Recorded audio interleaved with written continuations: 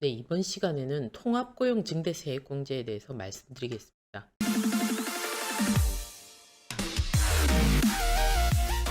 워낙 많은 대표님들이 잘 알고 계시죠. 그래서 제가 바뀐 부분을 위주로 해서 말씀드려 볼게요. 일단 고용증대세액공제라는 것은 전년 대비해서 고용한 상시 근로자 수가 늘어났을 때 일정 기간 동안 법인세 또는 소득세를 세액공제를 해주는 제도입니다. 세금을 깎아준다는 얘기죠. 이게 기존의 고용증대 세액공제, 사회보험료 세액공제, 경력 단절 여성 세액공제, 정규직 전환 세액공제, 육아휴직 복귀자 세액공제 모두를 통합한 제도입니다. 23년부터 적용되는데요. 23년하고 24년까지는 방금 말씀드린 개별적인 세액공제 4가지를 각각 적용하시거나 아니면 이걸 모두 합친 통합고용 세액공제 중에 선택이 가능합니다. 25년부터는 무조건 통합고용증대 세액공제로 적용하셔야 되지만 23년, 4년은 예전 거랑 통합고용증대세액공제 중에 선택이 가능하다는 얘기입니다. 그러면 제일 많이 하시는 질문이 있죠. 어느 게 유리하냐? 제가 봤을 때는 일반적으로 통합고용증대세액공제를 적용하시는 게 유리한 것으로 판단이 됩니다. 자, 그러면 고용증대세액공제에 대해서 조금 더 설명을 드려볼게요. 이 고용증대세액공제는 업종 요건이 있죠. 특별한 제약은 없지만 호텔업 및 여관업, 유흥주정업 등 일부 소비성 서비스업을 제외한 모든 기업이 적용된다고 보시면 됩니다. 혜택을 다 주겠다는 얘기죠. 그다음 두 번째, 청년이냐 비청년이냐에 따라서 공제 금액이 달라지는데 이 청년의 범위에 대해서 어떻게 정의하는지 보겠습니다. 기존에는 청년을 15세에서 29세 이하까지로 봤었어요. 근데 통합고용증대세액공제에서는 34세 이하로 보고 있습니다. 이 부분이 벌써 통합고용증대세액공제가 더 혜택이라는 것을 알 수가 있죠. 34세까지를 청년으로 보기 때문이죠. 그리고 남자 중에는 병역기간을 최대 6년까지 차감을 해줍니다. 이 청년 등에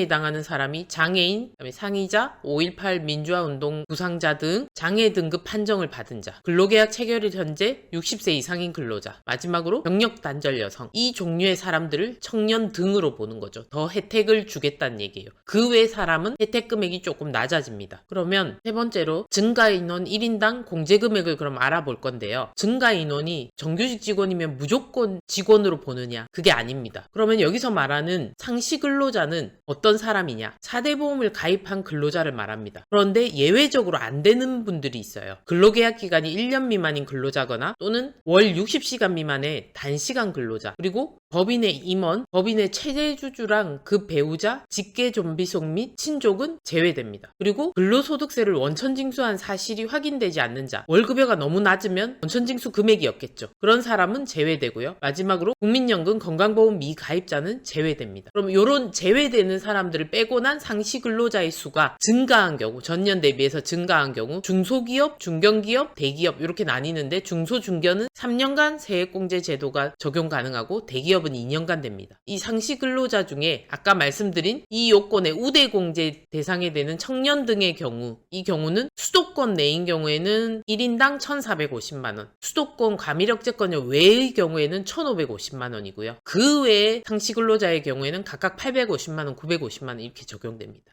중견 대기업은 한번 보시면 되고요. 그건 1인당 금액입니다. 그럼 혹시 중간에 입사했다. 그러면 월할 계산 들어가니까 0점 몇 명 이렇게 나오겠죠. 이 표와 이 통합고용증대세액공제 1인당 금액과 기존의 고용증대세액공제 금액을 보시면 일단 많이 올라간 게 보이시죠? 이렇게. 그 이유가 모두 합쳐졌으니까 더 증가를 한 거겠죠, 금액이. 그 다음 통합고용증대세액공제에 추가공제 금액이 들어가 있는데요. 추가공제는 전체 상시 근로자 수가 전년 대비해서 감소하지 않았을 경우에 한해서 정규직 전환 근로자랑 육아휴직 복귀자에 대해서 1인당 아래 금액을 지원받을 수 있습니다. 요거는 중소기업의 경우에는 1인당 1,300만 원이다. 이렇게 보시면 되고요. 이렇게 좋은 제도는 당연히 사후관리가 있겠죠. 공제받은 과세연도부터 2년 내에 전체 상시 근로자 수가 줄어들면 공제받았던 세액을 다시 납부해야 됩니다. 단기 공제, 즉 1차 공제는 상시 근로자 수가 증가한 경우에만 가능하고요. 감소, 유지한 경우에는 공제받지 못합니다. 그렇지만 이 추가 공제는 유지한 경우에도 공제가 가능합니다. 가끔씩 하는 질문 중에 법인 전환한 경우는 어떻게 되느냐 이런 질문을 하시는데 법인을 전환한 경우에는 고용증대세액공제는 그대로 이어진다고 보시면 됩니다. 원래 개인사업자가 폐업하게 되면 인원이 0이 되기 때문에 원래는 추징당하는 게 맞는데요. 법인 전환은 거기에 대한 예외라고 보시면 됩니다. 이 고용증대랑 비교해서 창업감면의 경우에는 원칙적으로 법인 전환 시 승계가 안 되는데 순자산 가액 이상의 자본금을 불입하게 되면 이 창업감면도 법인에서 추가로 남은 기간을 감면받을 수 있습니다.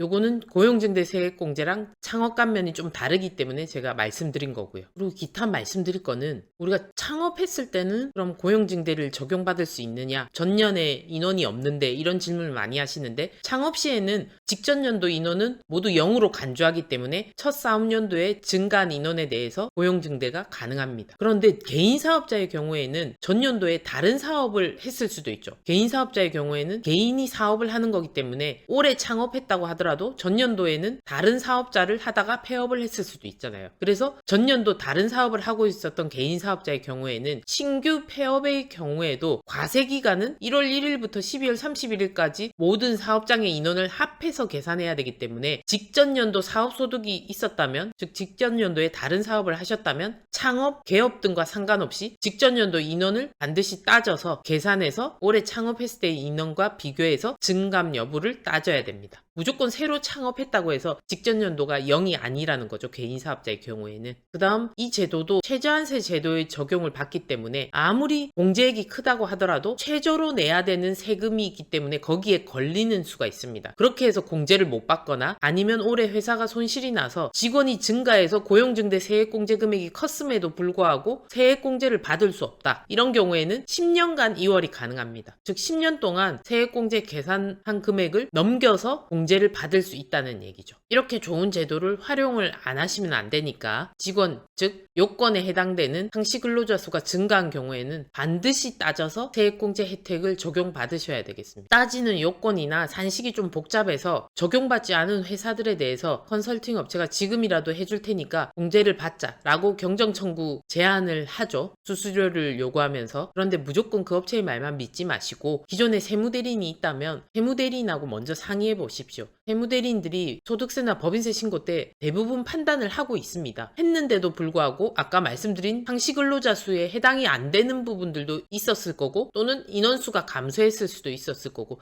또는 올해는 공제 대상이 되지만 내년도에 바로 인원수가 감소할 것 같은 회사들, 그런 종류의 업종들이 있기 때문에 모든 걸 고려해서 공제 여부를 대표님과 판단을 했을 겁니다. 기억을 못해서 컨설팅 업체의 말만 듣고 무조건 공제를 했다가 내년에 감소했기 때문에 다시 추징당하면 이건 수수료만 부담한 결과가 되기 때문에 3년간 사후 관리를 잘 할 수 있는 그런 선에서 공제를 받아야 되기 때문에 반드시 세무대리인과 상의를 해보시는 게 좋겠습니다.